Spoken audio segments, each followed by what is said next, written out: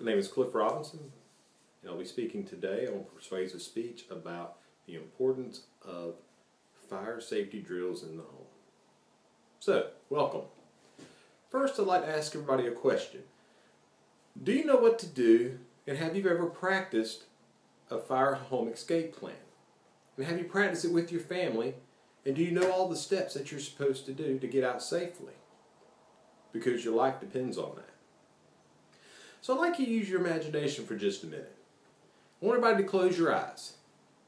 And I want you to pretend that you're at home in your nice cozy bed and you're sleeping.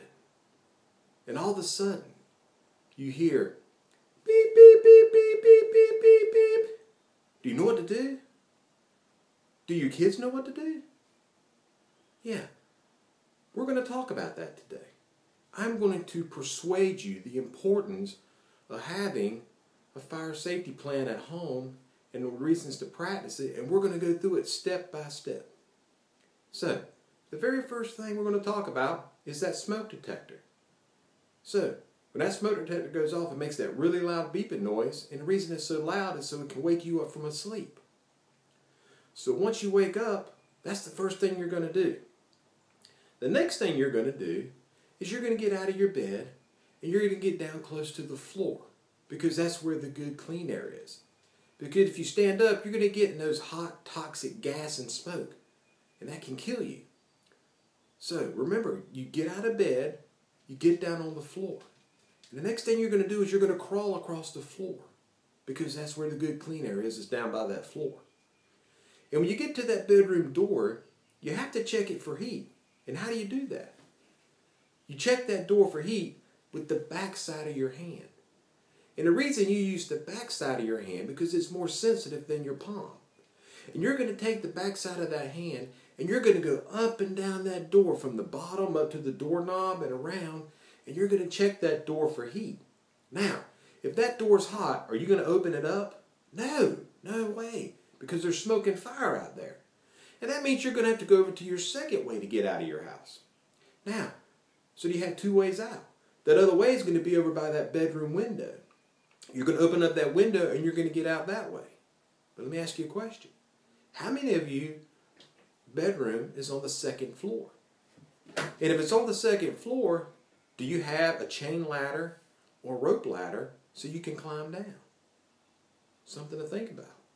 So, let's go back a little bit. First thing we hear is that smoke alarm going off. The next thing we do is we get down on the floor, nice and low, and we crawl across the floor. We get to that bedroom door, we're going to check it for heat. Now, let's say the door's not hot.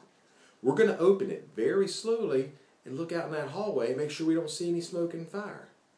And the next thing you're going to do is you're going to hurry up and get outside.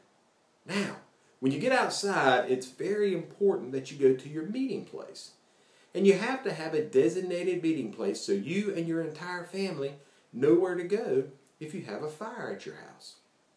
Some examples of meeting places may be over by your mailbox, or maybe over by the big oak tree, or maybe like across the street at your neighbor's front porch.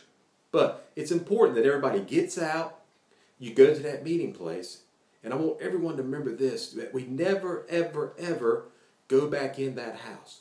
Once you get out, you stay out. Never go back in. Get out and stay out. So when the fire department arrives, they're going to check into that meeting place to make sure that everybody got out safely. Then they can go and focus on fighting the fire.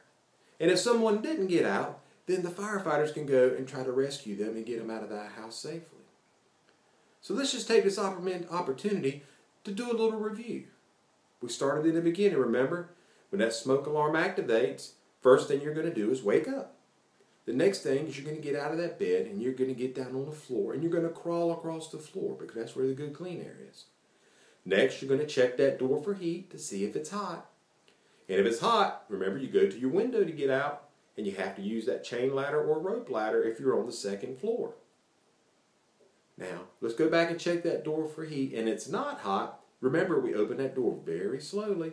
We look out in the hallway to make sure we don't have any smoke and fire, and then we hurry up and get outside. Then we get outside, we do what? That's right, we go to the meeting place, and we make sure that the whole family goes to that meeting place. And remember, nobody ever goes back in. Now, it's really important that you go home after this class today and practice doing that fire drill. Practice that escape plan. And here's a little acronym. It's called EDIT. Exit Drills in the Home.